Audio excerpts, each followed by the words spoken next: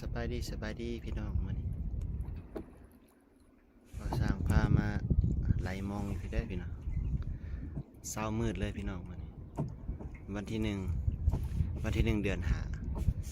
ปี2025พี่น้องมาไหลมองพี่น้องเลย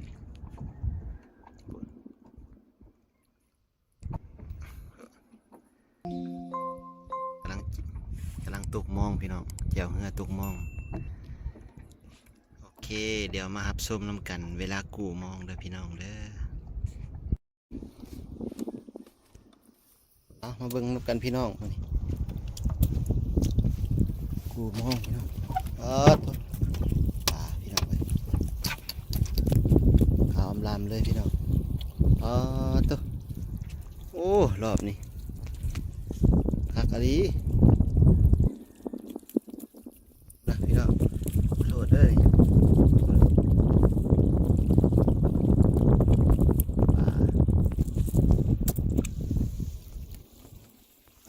ตัวรอบนี้มานคักพี่น้องเอ้ยมีแต่ปากพี่น้อง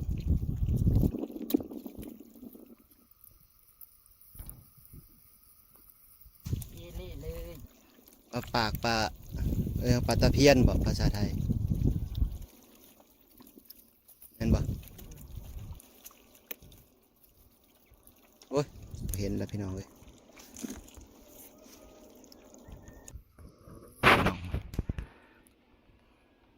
แต่ยังมีหอยอยู่พี่น้องนี่หอยมามีหมกหอยมานำอยู่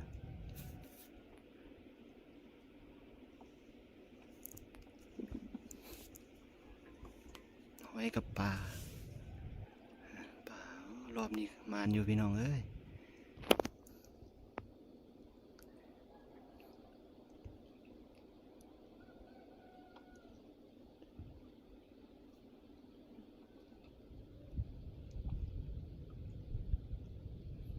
หอยพร้อมมีปลาพร้อม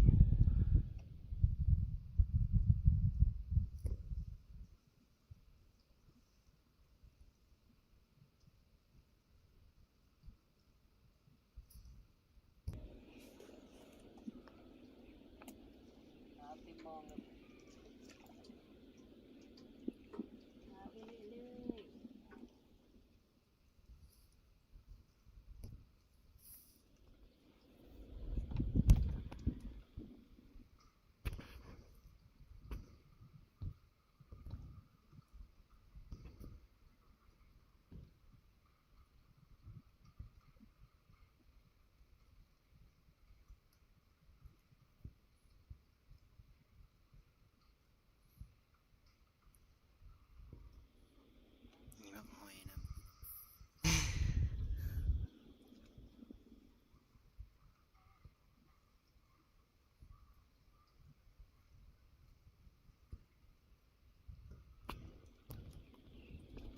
ตัวขาวคักอะไรจุ่มสี่จุ่มหาพี่น้อง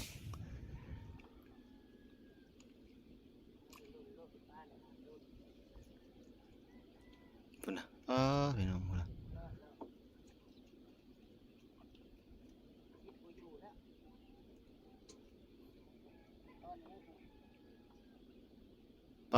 ตัวพี่น้องคักอะไรพุ่นนะจุ่มสี่จุ่มหาจุ่มหกพี่น้องพุ่น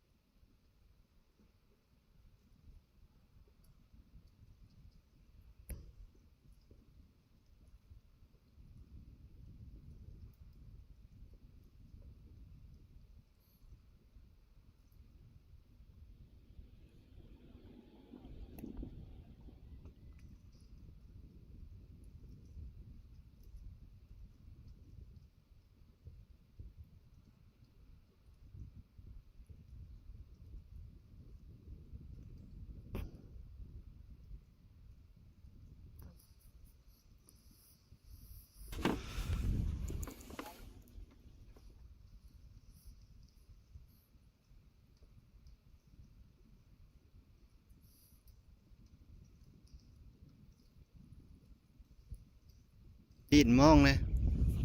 เออ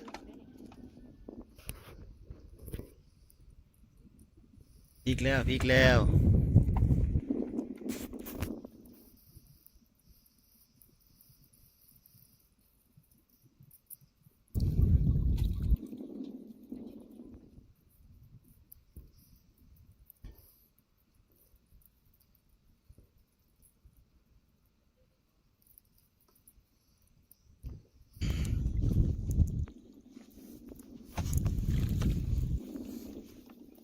เบิกใกล้ๆ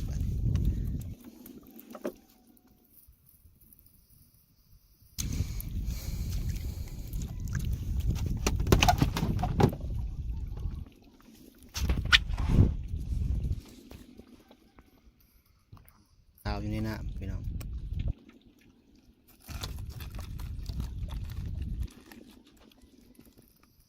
ผู้เชี่ยวชาญนี่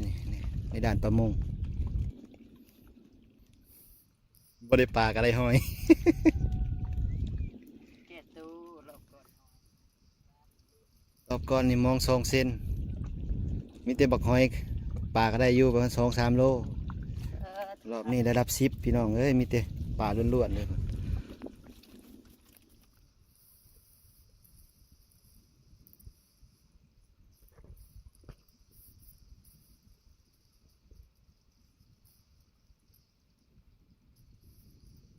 ขาวอยู่ในน้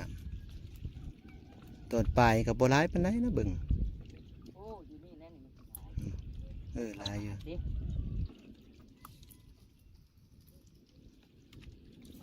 มันเบาตึก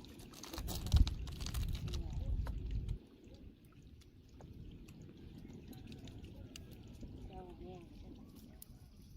เพราะแต่มันวิดหอนได้กันหน่อยจมแล้วตอนนี้บ่มีจ้ะ มองมันเบา เบาแห้งนะฉันบ่เบาแห้งกับบรอดดอก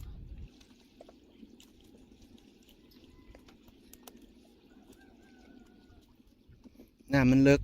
เบื้องนี่นะ สังเกตแต่มันไหลบักแห้งๆเห็นบ่มันมองมันเบาเขาทับไปตื่มเนี่ยโว้ย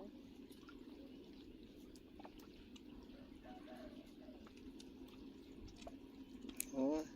บ่เห็นเลย จะได้ตอนกลางนะ โอ้มองกะเริ่มห่างป่ามันอยู่ทางกลาง งามอยู่หา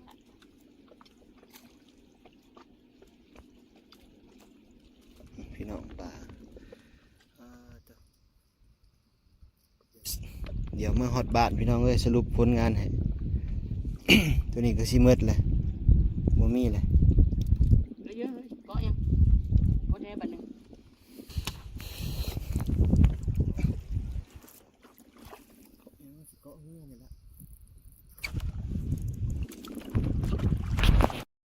กดปลาพี่น้องกดปลา